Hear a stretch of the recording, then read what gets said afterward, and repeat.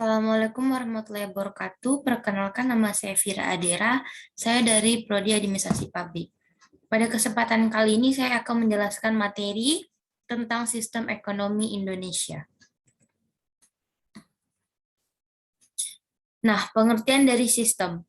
Menurut Abdul Qadir, sistem adalah sekumpulan elemen yang saling terkait atau terpadu yang dimaksudkan untuk mencapai satu tujuan. Menurut Sutabri, sistem adalah suatu kumpulan atau himpunan dari suatu unsur, komponen, atau variabel yang terorganisasi, saling berinteraksi, saling tergantung satu sama lain, dan terpadu. Menurut Sutarman, sistem adalah kumpulan elemen yang saling berhubungan dan berinteraksi dalam satu kesatuan untuk menjalankan suatu proses pencapaian suatu tujuan utama. Menurut Fatansyah, sistem adalah sebuah tatanan atau keterpaduan yang terdiri atas sejumlah komponen fungsional dengan satuan fungsi dan tugas khusus yang saling berhubungan dan secara bersama-sama bertujuan untuk memenuhi suatu proses tertentu. Nah, selanjutnya adalah pengertian dari ekonomi. Ekonomi secara umum dikenal sebagai ilmu pengelolaan sumber daya. Nah, dirangkum dari berbagai sumber, ekonomi juga bisa diartikan sebagai ilmu terkait perilaku tindakan manusia dalam memenuhi kebutuhan hidupnya. Dengan memahami tindakan dan perilaku tersebut, membuat berbagai kegiatan bisa dijadikan solusi untuk memperoleh kesejahteraan hidup. Kebutuhan tersebut memunculkan 3 prinsip ekonomi, yakni produksi, distribusi, dan konsumsi. Selanjutnya adalah pengertian dari sistem ekonomi. Sistem perekonomian adalah suatu sistem yang dimanfaatkan oleh suatu negara untuk mengalokasikan setiap sumber daya yang dimiliki oleh negara tersebut, baik untuk individu maupun organisasi yang berdiri di negara tersebut. Perbedaan dasar antara suatu sistem ekonomi dengan sistem ekonomi lainnya terletak dari bagaimana sistem itu mengatur seluruh faktor produksinya. Selanjutnya adalah pengertian dari sistem ekonomi menurut para ahli. Menurut Gilarso, sistem ekonomi adalah cara yang tepat untuk mengkoordinasikan perilaku masyarakat secara keseluruhan dalam menjalankan setiap kegiatan ekonomi, sehingga bisa dijadikan sebagai suatu kesatuan yang teratur dan dinamis agar setiap kekacauan bisa dihindari sedini mungkin. Sedangkan menurut Dumairi, sistem ekonomi adalah suatu sistem yang digunakan untuk mengatur hubungan antar manusia dan membentuk kelembagaan dalam suatu kehidupan. Untuk itu, sistem ekonomi juga tidak harus berdiri sendiri, tapi juga bisa dikaitkan dengan pandangan, pola pikir, dan filsafat setiap manusia di dalamnya. Nah, manfaat dari sistem ekonomi. Yang pertama adalah manfaatnya ini adalah untuk mendorong pihak-pihak tertentu untuk menjadi rumah produsen. Yang kedua, sebagai cara untuk mengatur serta mengelola kegiatan pihak-pihak tertentu dalam perputaran roda perekonomian. Yang ketiga adalah sebagai sistem sehingga pemerataan hasil produksi bisa dilakukan ke seluruh lapisan yang berkecimpung dalam kegiatan perekonomian. Nah, yang selanjutnya adalah jenis-jenis ekonomi. Jenis-jenis ekonomi ini terbagi menjadi 4. Yang pertama, sistem ekonomi tradisional. Yang kedua, sistem ekonomi terkomando atau terpusat. Yang ketiga, sistem ekonomi pasar atau liberal. Dan yang keempat adalah sistem ekonomi campuran. Baiklah, di sini saya akan menjelaskan dari sistem ekonomi tradisional.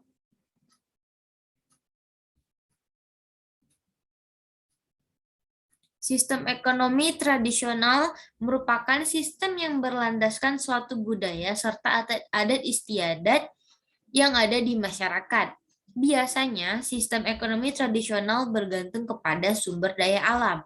Beberapa ciri dari negara yang menggunakan sistem ekonomi tradisional ini seperti kegiatan perekonomiannya dilakukan hanya untuk memenuhi kebutuhan hidup sehari-hari dan hanya untuk jangka pendek. Yang kedua, bergantung pada sektor pertanian. Yang ketiga, roda perekonomiannya bertumpu pada budaya serta adat istiadat yang ada, atau belum ada pembagian kerja sesuai spesialis di bidangnya. Dan yang keempat adalah bersifat kekeluargaan. Nah, yang kedua adalah sistem ekonomi komando atau terpusat. Sistem ekonomi ini bertumpu kepada komando atau pemerintah dari pemerintah atau pusat yang mengatur secara keseluruhan perekonomian di suatu negara. Pemerintah memiliki hak penuh atas kegiatan-kegiatan ekonomi, baik itu dalam proses produksi, industri yang beroperasi, dan hampir secara keseluruhan merupakan hak dari pemerintah sebagai pemegang tertinggi perputaran roda perekonomian di suatu negara. Nah, ciri-ciri dari sistem ekonomi komando atau terpusat yaitu yang pertama, hampir secara keseluruhan yang termasuk dalam kegiatan perekonomian, yaitu produksi, konsumsi, distribusi diatur oleh pemerintah. Yang kedua, kegiatan perekonomian yang dilakukan oleh masyarakat seperti kegiatan swasta tidak diakui sehingga kebebasan dalam berekonomi menjadi terbatas. Yang ketiga adalah pembagian kerja serta jenis pekerjaan diatur oleh pemerintah. Dan regulasi yang ada juga diatur oleh pemerintah. Nah, sistem ekonomi yang selanjutnya adalah sistem ekonomi pasar atau liberal.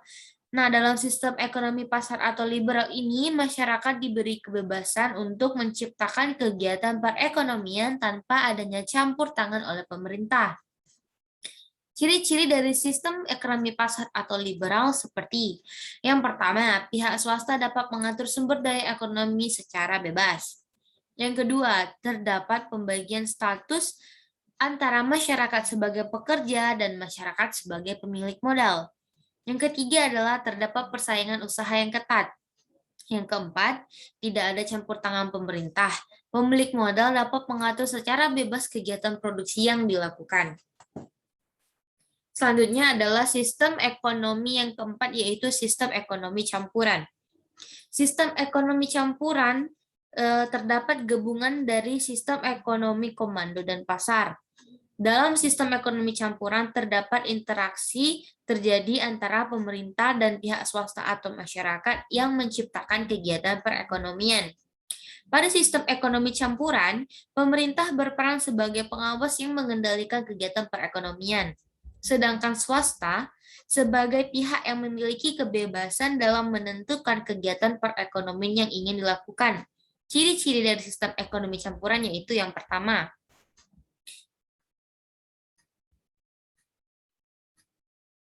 terdapat pembagian peran yang seimbang antara pemerintah dan swasta dalam kegiatan perekonomian. Yang kedua, terdapat campur pemerintah terkait mekanisme dan kebijakan dalam kegiatan perekonomian. Yang ketiga, hak milik perseorangan diakui dengan syarat tidak memberikan kerugian untuk kepentingan umum. Nah, selanjutnya adalah sejarah sistem ekonomi Indonesia. Nah, yang pertama itu pada masa demokrasi liberal pada tahun 1950 sampai 1957. Sistem ekonomi Indonesia yang pertama kali diterapkan adalah sistem ekonomi liberal. Sistem ekonomi ini berlangsung dari tahun 1950 hingga 1957. Artinya, sistem ini diterapkan beberapa tahun setelah Indonesia merdeka pada tahun 1945. Yang kedua adalah masa demokrasi terpimpin yang ditetapkan pada tahun 1959 sampai 1966. Pada masa demokrasi terpimpin, sistem ekonomi Indonesia mengalami perubahan. Dari awal ekonomi liberal berubah menjadi sistem ekonomi etatisme. Seluruh sistem ekonomi ini diatur dan dikuasai oleh pihak negara, baik itu dalam aspek sosial, ekonomi, maupun politik. Sistem ekonomi ini dicetuskan oleh Presiden Insinyur Soekarno-Hatta pada tahun 1959. Nah, sistem ekonomi ini dilakukan karena sistem ekonomi liberal membuat setiap pengusaha dalam negeri tidak mampu bersaing dengan pengusaha asing. Sehingga dibentuklah Dewan Perancang Nasional atau Depenas di tahun yang sama yang dipimpin oleh Muhammad Yamin untuk mempersiapkan rancangan Undang-Undang Pembangunan Nasional. Nah, yang ketiga adalah masa demokrasi ekonomi. yang berlangsung pada tahun 1967 sampai 1998. Demokrasi ekonomi terjadi pada tahun 1967 hingga tahun 1998 atau pada masa pemerintahan Orde Baru yang kala itu dipimpin oleh Bapak Soeharto. Pada masa ini, sistem ekonomi Indonesia mengandung sistem ekonomi campuran, yang di dalamnya terdapat campur tangan pemerintah bersama masyarakat yang turut serta dalam meningkatkan kegiatan ekonomi. Pemerintah di sini berperan sebagai pengendali ekonomi dan masyarakat berperan penuh sebagai pelaku produksi, distribusi, dan sekaligus konsumennya. Usaha pemerintah ini bertujuan untuk membantu masyarakat agar terhindar dari masalah ekonomi modern seperti kesulitan dalam menentukan harga barang atau jasa yang akan diproduksi. Nah, kebijakan Bapak Soeharto dalam bidang ekonomi ini meliputi bergabungnya kembali Indonesia dengan IMF atau International Monetary Fund, sehingga ada bantuan utang keuangan dari negara asing yang masuk ke Indonesia. Yang kedua, menghapus kebijakan hiperinflasi dengan melarang adanya pendanaan domestik untuk mencetak uang. Yang ketiga adalah melakukan pembebasan bea cukai impor dan mengatasi devaluasi rupiah sehingga mampu meningkatkan nilai ekspor ke tingkat internasional. Dan yang terakhir adalah masa demokrasi Pancasila dari tahun 1998 sampai dengan sekarang. Pada tahun 1998 hingga saat ini, sistem ekonomi Indonesia menggunakan sistem ekonomi Pancasila. Sistem ekonomi ini adalah bentuk pengembangan dari sistem ekonomi campuran. Koperasi adalah salah satu wujud yang diterapkannya sistem ekonomi Pancasila yang berlandaskan pada pilar ekonomi kerakyatan yang berasaskan kekeluargaan. Hal ini sesuai dengan amanat Undang-Undang tahun 1992 pasal 3 yang menjelaskan di dalamnya bahwa tujuan koperasi adalah untuk mensejahterakan anggota serta turut serta dalam membangun tatanan perekonomian negara agar mampu mewujudkan masyarakat yang maju, adil, dan makmur. Pengelolaan sistem ekonomi ini dilakukan masyarakat hasil musyawarah yang dilakukan oleh perwakilan rakyat. Selanjutnya adalah karakteristik sistem ekonomi Indonesia. Nah, yang pertama adalah setiap kegiatan ekonomi yang dilakukan adalah kegiatan bersama atau gotong royong yang lebih fokus dalam mengedepankan ikatan kekeluargaan. Yang kedua adalah negara menguasai berbagai cabang produksi yang sifatnya strategis dan penting untuk banyak orang. Yang ketiga adalah alasan negara untuk menguasai cabang produksi yang strategis di tanah air adalah demi kemakmuran rakyat. Selanjutnya adalah yang keempat, terdapat beberapa komponen sistem ekonomi campuran yang diterapkan pada sistem ekonomi Pancasila. Yang kelima, kegiatan ekonomi yang dilakukan oleh negara dan masyarakat harus kontinu dan ramah lingkungan. Yang keenam, pemerintah Indonesia juga berhak mengawasi kegiatan yang dilakukan oleh pihak swasta secara umum agar terhindar dari praktik penipuan, monopoli, dan mafia perdagangan. Tujuannya tentu untuk menciptakan keadilan pada masyarakat. Selanjutnya adalah penerapan sistem perekonomian di Indonesia. Seperti yang kita ketahui, Pancasila merupakan ideologi negara Indonesia. Maka sistem ekonomi demokrasi ini hanya terdapat di Indonesia. Berikut terdapat beberapa contoh dari penerapan ekonomi Pancasila di Indonesia, di antaranya ialah sebagai berikut. Yang pertama adalah koperasi. Dengan adanya sebuah organisasi dari koperasi merupakan salah satu wujud penerapan ekonomi Pancasila yang dilihat dari institusinya. Organisasi koperasi ini merupakan usaha kolektif yang berdasarkan kekeluargaan. Dalam pengelolaan dan distribusi kekayaannya dikuasai oleh para anggota, sehingga kesenjangan ekonomi antar individu bisa diminimalisir. Koperasi merupakan lembaga keuangan simpan pinjam yang membantu para anggotanya untuk mendapatkan sejumlah uang maupun pinjaman modal.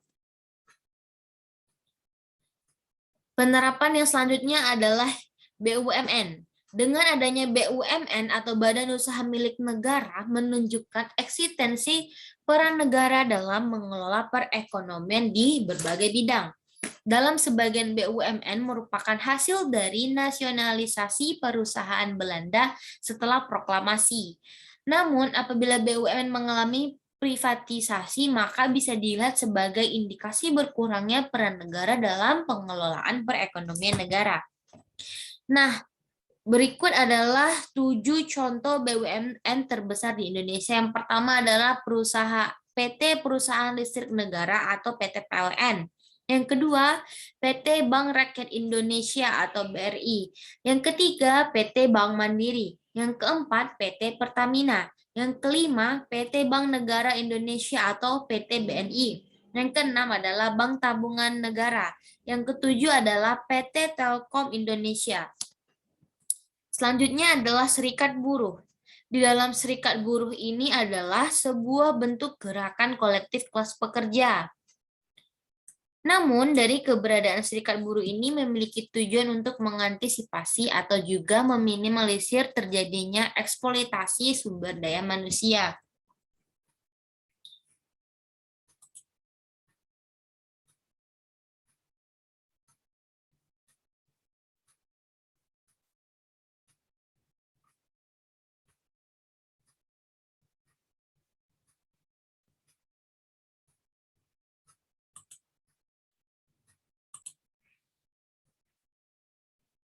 Nah, teman-teman, itulah penjelasan sistem ekonomi Indonesia dari saya. Apabila ada kekurangan dalam perkataan saya atau dari materi yang saya jelaskan, mohon dimaafkan. Sekian dari saya. Wassalamualaikum warahmatullahi wabarakatuh.